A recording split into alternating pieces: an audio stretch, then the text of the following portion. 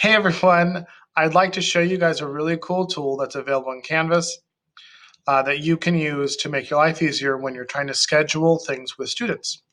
And it can all happen right inside of Canvas. That's going to be the Canvas calendar. Some of you have already YouTubed this and some of you have asked me some questions. So I'd like to show you the power of the Canvas calendar, specifically with generating student appointments. Click on the calendar. As a teacher, in Teacher View, you're going to go up to the top. You're going to click on the plus, and you can look through these different events. You can generate assignments directly from here. You can do to-do list items, you can do an event, and you can do what's called an appointment group, which allows you to make almost an unlimited amount of meetings at very specific times. So if every day you want to have a different meeting at a different time, or some days you don't have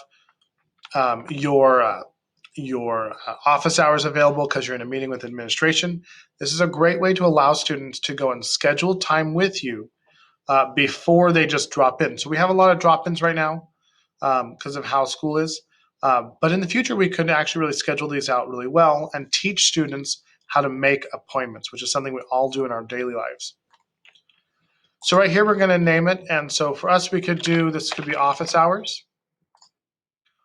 And let's say I'm going to have an office hour on Friday, and then I'm going to have another office hour on Monday.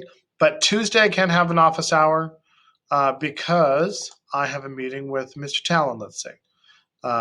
Actually, I'd probably with Miss Castrita to go over like my evaluation. So then I might schedule this. This is not in October.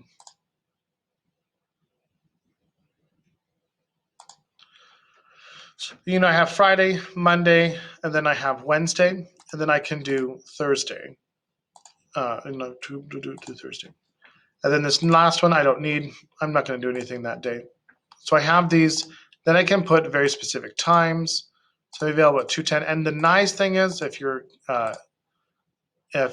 computer's set up right, you don't even have to retype a lot of these things. You just click, and they pop back up for you. Canvas tries to guess where things go where. Google Meet. Then you're going to select the student calendar in which this is going to appear on. Or the classroom in which you want to have your hours. I teach 3 primary courses. So those ones I want to see there. I want them to all have access to my office hours. And then I want my office hours to be in 30-minute chunks. So I'm going to have 30 minutes and 30 minutes. And that's just for scheduling. I'm not going to actually just have, you have to stay here for 30 minutes. You can limit each time slot to a certain number of students. You can allow students to see who has also signed up. I do this all the time so that some kids who may not feel comfortable talking to me by themselves might feel more comfortable if they had a friend that was going to come and see me too. Limit participants that attend. Now again, this is just for reservations. I always make it 4. A quad sounds really good. Majority of the time when I've had students sign up, they're signing up in like 3s or like 2s. I haven't had any singles do the sign-up process, but they like to come with their friends. In the details, I recommend dropping your link to Google Meet.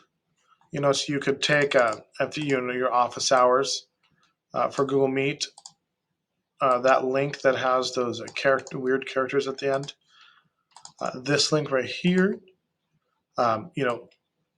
This is the most important part because it's meet.google.com is the same for everyone. Those 3 portions for your office hours, and then you just publish this. When you publish it, you'll notice that those are going to be grayed out because they're not really events yet. They'll only become events in your calendar when a student has signed up to come see you during those times. So now let's take a look at what students see. Okay, so if I'm in a classroom and I click on Student View, I can actually view how students would view my course in my calendar. So if I click on my calendar, and this is my ag biology class, if I'm a student, I'm going to see all of these assignments that are due or things that Mr. Farrow just pushed out, like discussion topics and things like that. If I click as a student on Find Appointments, everything else gets grayed out. Oh, sorry. You select the class. So this will be a drop down. I'll have all 6 of the classes a student will take at Wasco High that are using Canvas. They would select their course and push submit. Then everything else gets grayed out except for their appointments. You also get a nice little ribbon up top. It will show you what the next appointment is available. It's October 2nd. And a student can click up here, or they can scroll down to October 2nd and they can see that right there that that's available. If they click on anything else right now, it's just going to show them what those items are. They're grayed out because they're assignments. And right here they see there's a link to my office hour. There is the course that it is that they're trying to sign up for. The location is Google Meet. They can very simply push the reserve button and they can reserve that. Once they're done with that, they can close this. They can also unreserve. So if they, sorry, I have a doctor's appointment, boom, and delete. And so then their hour is gone. And so they can go and close that. Notice it's not here. If they were to have made an appointment, it would appear right there. And that's just one of the powers of the calendar. There's many other tools in the calendar that'll be great for teaching in the future, showing kids a visual representation of when everything is due. Thank you.